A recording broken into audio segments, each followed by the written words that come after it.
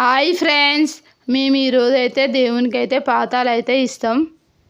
సవార్లు అయితే పొద్దుగాల కొద్దిసేపు తిరిగి కొంచెంసేపు ఒరుగుతాయి. ఒరిగినాక మళ్ళీ సాయంత్రం 4 గంటల నుంచి స్టార్ట్ చేస్తే 12-1 వరకు అయితే సవార్లు అయితే ఊరంతా తిరుగుతాయి. లాస్ట్ ఈరోజు ఇక నైట్ అయితే బయలు పడతాయి. వాళ్ళైతే పాట పాడుకుంటూ తీసుకొని అయితే వస్తారు. అప్పుడు మనం పాతాలు అయితే ఇవ్వాలి. సవార్లు అయితే మా ఇంటి మూడికి అయితే వచ్చినాయి. నేనైతే కుడుకలు అయితే కట్టిన. అయితే ఏదైనా ఉంటే పోతుంది కొట్టించుకుంటా అని చెప్పారు. అయితే నేనైతే కొట్టించుకున్నా. తర్వాత మా బావను కొట్టించుకుంటా బావని అడిగితే నేను కొట్టించుకోని అన్నాడు. తర్వాత ఏమైందో ఏమో తెలియదు కానీ మ్యాజిక్ మా బావ కొట్టించుకుంటా అన్నాడు. అయితే వాళ్ళ తమ్ముడు అయితే నీళ్ళు తీసుకొచ్చి దాదాపు 3 బిందెలు అయితే పోసిండు.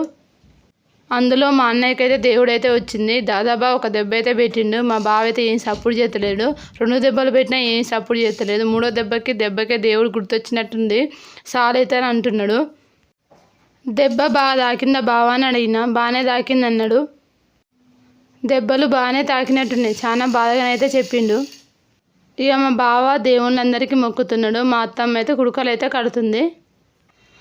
మాకైతే దేవుని కాడ నుంచి కూర అయితే వచ్చింది. మా మామ అయితే తీసుకొచ్చిండు. ఇక మా అత్తమ్మ అయితే బగారన్న వండి మటన్ కూర అయితే వండింది.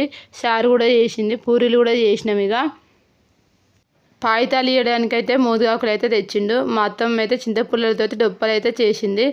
పచ్చికూర ఒక సువ్వకు గుచ్చి మొత్తం గ్యాస్ మీద అయితే కాల్చాలి. కాల్చినాక చింతపుల్లలతోటి కుచ్చి పాయితాలు అయితే ఇవ్వడానికి అయితే తీసుకుపోవాలి. జర సబ్స్క్రైబ్ చేసుకోండి ఫ్రెండ్స్.